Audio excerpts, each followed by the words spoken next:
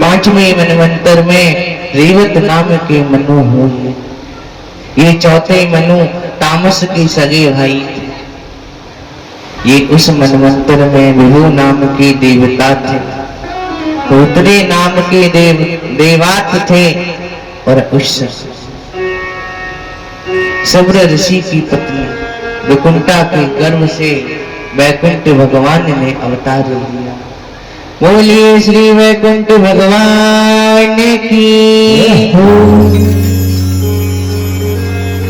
इन्हीं के द्वारा वैकुंठ धाम की रचना कराई और इनका विवाह माता लक्ष्मी से कछु के चाष्टुष्व मनु बने।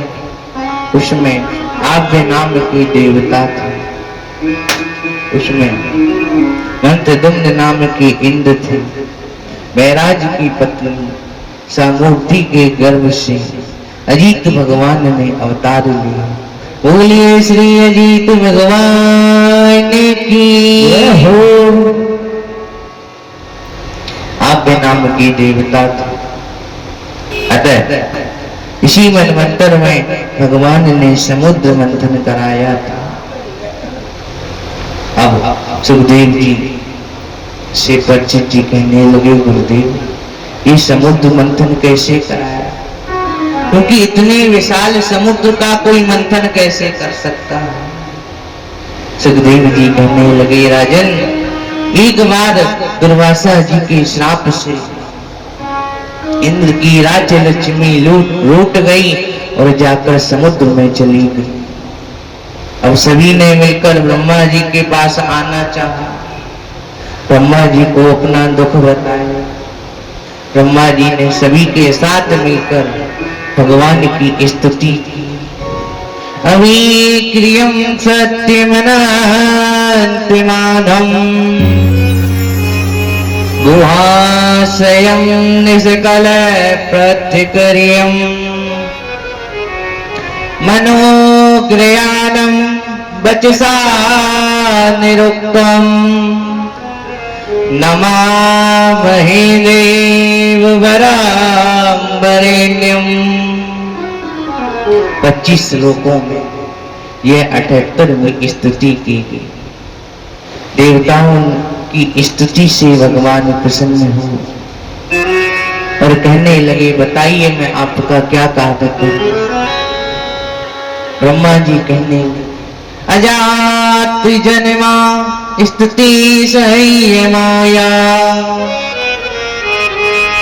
गुणाय निर्वाण सुखाण वाया अणोरणिम्ने परिगण्य धाम्ने महानुभावाय नमो नमस्ते। ब्रह्मा जी देवताओं के दुख का कारण बताया। भगवान ने कहा, देखो तुम लोग मंदराचल की मथानी बनाकर वासुकी नाग की रस्सी बना समुद्र मंथन कर। अब देवता कहने लगे, प्रभु क्षमा करना, लेकिन हम इतने विशाल समुद्र का मंथन कैसे कर पाएंगे? भगवान बोले, तुम क्यों ना दैत्यों से सहायता मांग लो।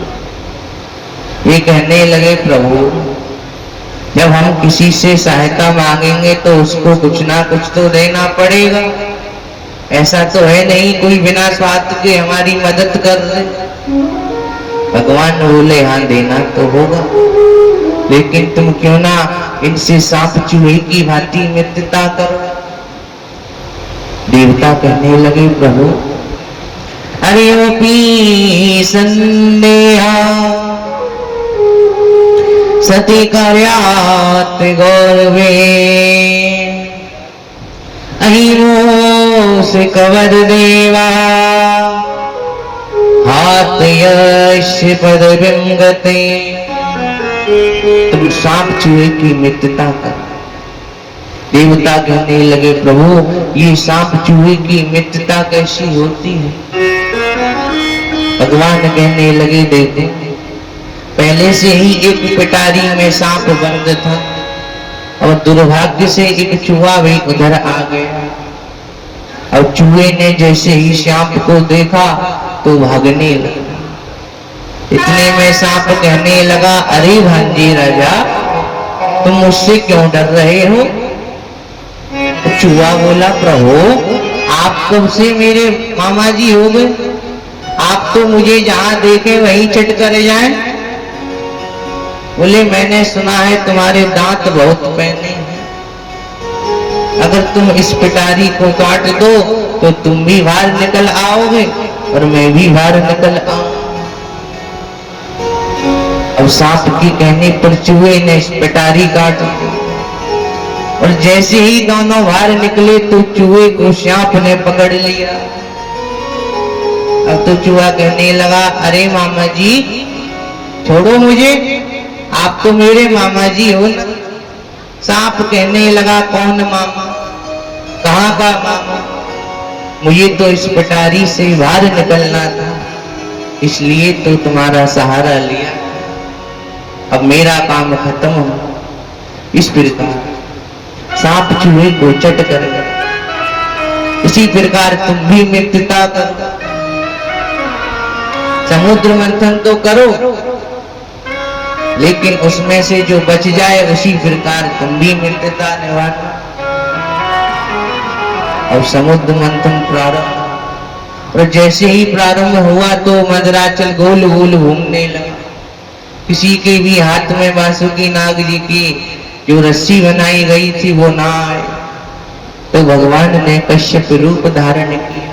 बोलिए श्री कश्यप भगवान की। और मंथन चालू, धीरे धीरे उसमें से 14 चीजें निकली। उसमें एक स्त्री भी थी, इसीलिए कहा जाता स्त्री को स्वतंत्र नहीं रखना चाहिए। जैसे हम लोग हीरा लाते हैं, उसको हम लोग खुले में तो रखते नहीं हैं, उसको तिजोरी में ही रखते हैं। उसी प्रकार हमारी माताएं भी हमारे हीरे के समान हैं, इसीलिए माताओं को स्वतंत्र नहीं रहना चाहिए। क्योंकि कई माताएं ऐसी हुई हैं जो स्वतंत्र भी रही हैं, उनको फिर फल भी भोगना पड़ा। जैसे द्रौपदी स्वतंत्र हुई तो चीर हरण, सीता जी का हरण होगा। अतः इसलिए अब बहुत से लोग इसमें भी कहते हैं, ढोल गमार शूद्र पशुना सकल ताड़ना के अधिकार। उसमें जो ताड़ना है वो मारने के लिए नहीं कहा गया, ताड़ना का अर्थ होता है देखभाल करना। बहुत लोग इसको उल्टा समझ लेते। अभी आप अगर शूद्र को काम पर रख के गए और यदि आप चले गए तो वो काम उतना ही करेगा जितना उसको करना होगा, लेकिन अगर आप रहोगे तो वो पूरा कार्य करके जाएगा। उसी प्रकार हमारी माताओं को घर में ही रहना चाहिए। हाँ, कथाओं में जाए, मंदिरों में जाए, कोई रोक टोक नहीं। आगे आप स्वतंत्र भारत की स्वतंत्र नागरिक हैं। आपको हमारे विद्वानों ने इसलिए ही स्वतंत्र कराया। आपकी इच्छा है, अब आप जैसा करना चाहें वैसा कर सकते। इधर अमृत निकला तो दैत्य आपसे कहने लगे हम लोग अमृत पिएंगे। देवता अपने आप से कहने लगे हम लोग अमृत पिएंगे। कोई समझ नहीं पाया, आपस में लड़ाई होने लगी। तो भगवान ने मोहिनी रूप धारण किया। इन्होंने देखा एक स्त्री गेंद से खेलती हुई आ रही है। सब लोग मोहित हो। भगवान कहने लगे देखो, जैसी उल्टा स्त्री पर तुम्हें विश्वास नहीं करना चाहिए। अतः आप मुझसे मत कहना कि इस अमृत को बांट दो। अब तो दैत्य कहने लगे आप ही अमृत बांटे और कोई नहीं बांटे। भगवान बोले काम बन गया।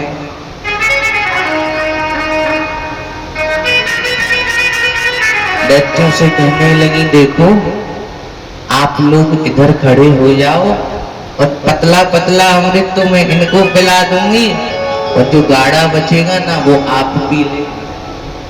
हमारा अमृत पतला गाढ़ा क्या होता है, अमृत तो अमृत होता है।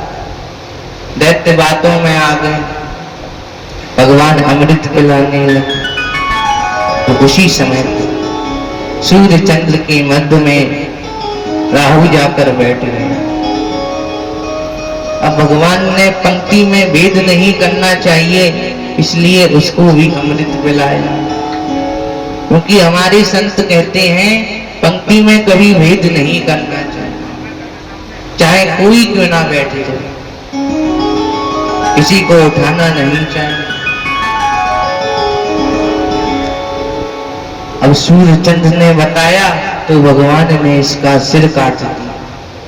हमारे यहाँ पर एक बात ध्यान देने की है, भगवान शंकर सम्मान के साथ यहाँ पर विष पिया था तो वो जगदीश कहलाए थे। अतः लेकिन राहुल यहाँ पर अपमान के साथ अमृत पिया तो इसका सिर कटा। इसीलिए यहाँ पर सम्मान हो वहीं पर जाना चाहिए, अपमान में नहीं जाना। और राहु का सिर जो था वो तो राहु ही कहलाया और धड़ जो हुआ वो केतु कहलाया। पहले 7 दिनों के हिसाब से 7 ग्रह हुआ करती थी और ये 2 ग्रह और बढ़ गए। ये ऐसी ग्रह हैं जिनको कोई कितना भी छुटाना चाहे तो नहीं छूटती और जिस पर आ जाती है उसको कंगाल कर देती। दैत्यों को ज्ञात हुआ उनके साथ छल हुआ है, युद्ध करने लगे लेकिन देवता अमृत पी चुके थे तो उन्होंने इनको मार कर भगा दिया। उस समय दैत्यराज बलि भी मारे गए, लेकिन शुक्राचार्य जी ने मत संजीवनी विद्या से इनको जीवित किया। पुनः मोहिनी रूप भगवान ने धारण किया। इस प्रसंग को भी बतलाया गया है कि भगवान शंकर को ज्ञात हुआ भगवान ने मोहिनी स्वरूप बनाया है। आ गए दर्शन करने, कहने लगे प्रभु मुझे तो आप मोहिनी रूप के दर्शन कराओ। भगवान बोले देखो आपके लिए ये स्वरूप नहीं है, आप जाओ यहाँ से, आप मत देखो मोहित हो जाओगे। शंकर जी बोले नहीं नहीं अब तो जो हो जाए दर्शन करके ही जाऊंगा। इतना सुनते ही भगवान बोले ये नहीं मानेंगे, इनको दिखाना ही पड़ेगा। तो कहने लगे देखो आप इधर ही रुको, मैं अभी मेकअप करके आती हूँ। भगवान मेकअप कक्ष में गए, मेकअप करने लगे। अब शंकर जी से नहीं रहा गया, कहने लगे पता नहीं कब दर्शन देंगे, इससे अच्छा तो मैं ही घुस जाऊं। अब जैसे ही यहाँ आकर देखा तो एक स्त्री गेंद से खेल रही, उसको देखकर मोहित हो गए। अब तो आगे आगे भगवान, पीछे पीछे शंकर जी। भगवान बोले बोला था मत देखो, अब फंस गए।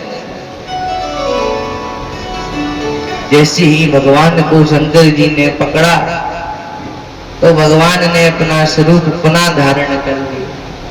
शंकर जी लज्जित हुए। भगवान कहने लगे देखो इसमें मेरी कोई गलती नहीं है, मैंने तो तुमसे पहले ही कहा था मोहित हो जाओ, अब तुम नहीं माने, इसमें मैं कुछ नहीं कर सकता। भगवान ने कहा ठीक है। शंकर जी वहां से चले गए और जब शंकर जी मोहिनी भगवान के पीछे भाग रहे थे उस समय शंकर जी का तेज सम्मिलित हुआ और जहां जहां पर वह तेज गिरा वहां पर सोना, चांदी, हीरा, पन्ना, लोहा, कोयला, तांबा, पीतल इत्यादि की खदानें बनी हुई, जो कि आज भी चल रही हैं, कभी खत्म नहीं होंगी।